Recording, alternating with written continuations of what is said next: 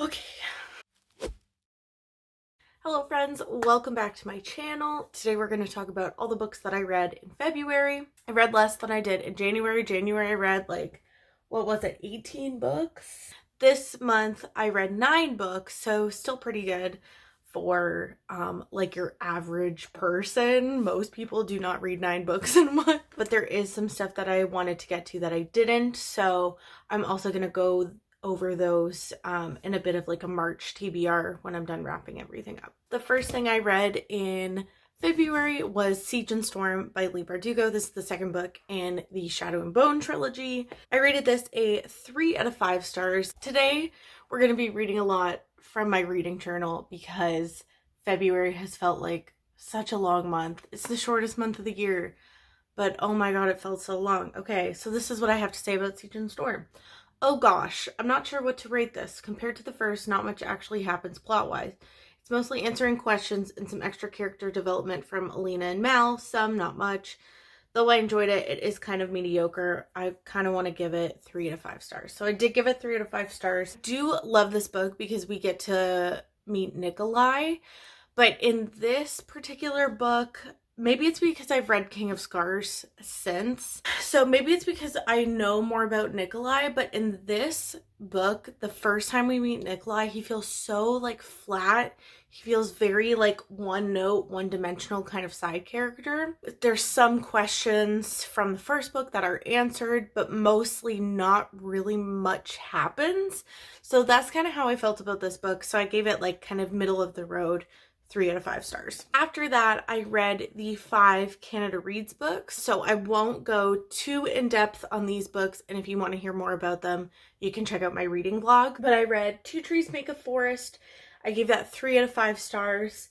I read Butter, Honey, Pig Bread. I gave that a 4.5 out of 5 stars. Kind of teetering on like a 5 star. I really, really liked it. I read The Midnight Bargain, which I gave 3 stars. I didn't like it. Hench, I gave 4 stars, and Jonny Appleseed, I also gave 4 stars. So if you want to see more of my in-depth thoughts about all those Canada Reads books, you can check out my reading vlog, which I will link up in a card for you to watch. So after that, I didn't really read much. I really think that I need to stop doing reading vlogs that are like challenge reading vlogs because I think they just put me in a reading slump. I also just like mentally wasn't doing well at the later end of the month, and so I think that also kind of hindered my reading. So I only read 3 more books in February, and I started another one that I'm still currently reading even in now we're getting into the second week of March. So it's been a time. The next book I read was one that I really flipped around on. I read Rage of Dragons by Evan Winter. This is an arc that I've had since before this came out. This came out in July of 2019, and I've had an arc since before that. So I finally got around to it. I buddy read this with a few of my friends. Basically, it takes place in this world that's been having a war for like many millennia, and it's against these colonizers versus the native peoples of this land. But it mostly follows this main character who is like lower class in this caste system, like kind of wants to prove himself. But then something happens to one of his family members, and the rest of the book is him trying to prove the caste system wrong and get revenge for the murder of this family member. As I said, the colonization of this land comes into play a lot. We see some stereotypical language play out against the native peoples. I mean, I'm white. This is not really my opinion to have, and if you have a different opinion, you're totally entitled to that when it comes to this book. And when it comes to the language used and the world that it takes place in, I think, I don't want to say it like redeemed itself. I just think that a person of color writing this kind of story and using the term savages to describe native people of the land that's being invaded, it does change it a little bit, because the term savages and colonization was also used against Black people. I don't think it was meant to be malicious in that way. And that's just my opinion. And we can totally like talk about it in the comments below if you feel differently about that. I'm white, so maybe it's not my opinion to have.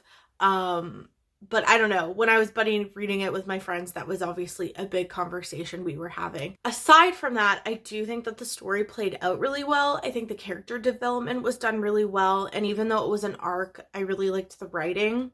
So overall, I gave this a 4 out of 5 stars. It's weird because when I first started reading it, I was like, I don't think that this language is okay. I don't know how to feel about this. What's going on here? And I was totally actually prepared to DNF it at one point. But my opinion has kind of changed a little bit. The next book I read was a reread, and I reread Kingdom of Souls by Rena Barron. This was one of my favorite books that came out in 2019, and the sequel just came out in February, so I decided I wanted to reread this before I went into the sequel. I really liked it again. It's about a girl who grows up kind of in this in-between place. Her mother and father are both from the tribal lands, but her mother is now the Ka priestess of the kingdom.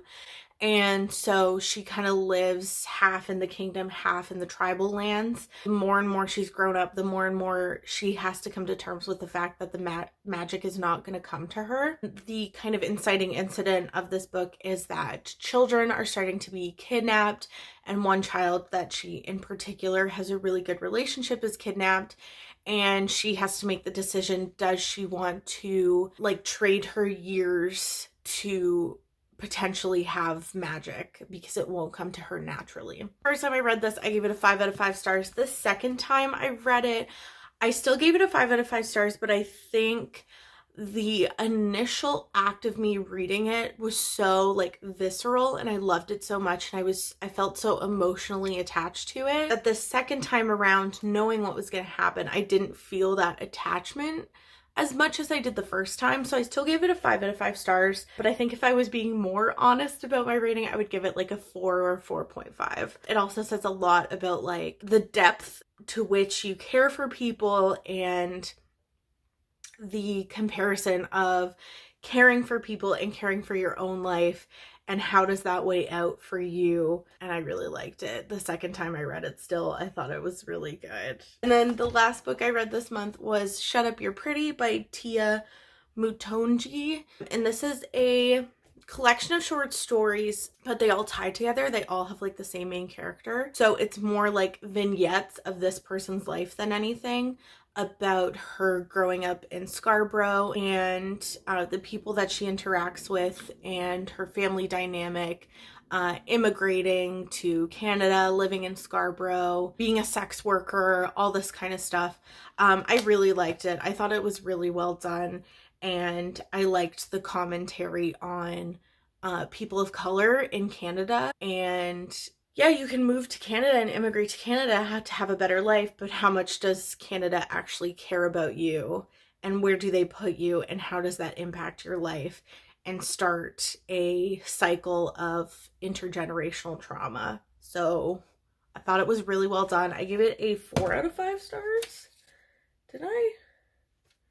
What did I give it? Yeah, I gave it a 4 out of 5 stars. I really liked it. And if you're looking for more Canadian authors of color to read, I would highly recommend this. So I'm going to quickly go over the things that I would like to very much get to in March. Oh my goodness, this is a mess. I'm currently reading Reaper of Souls by Rena Barron, the sequel to Kingdom of Souls. I think it's okay so far. I'm literally like barely through it. It's been like 2 weeks since I started reading it. So it takes place like directly after the first book. So I'm really, really glad that I reread the first book, because I don't think that I would have been able to pick up what's going on as quickly. I also didn't get around to the Roxane Gay Audacious Book Club pick for February, and that is Detransition Baby by Tori Peters. So I really need to get to this one in March. And then I also need to get to Ruin and Rising by Leigh Bardugo to finish my reread of this trilogy. I'm really, really looking forward to reading this last book in preparation for the show coming out, and then moving on to Six of Crows, because I love Six of Crows. I call it one of my favorite books, but I've never reread it. So I really am looking forward to rereading that. Those are the books I read in February and what I'd like to get to in March. But that's all I have for you today. I hope you guys enjoyed this. I will see you guys next time. Bye.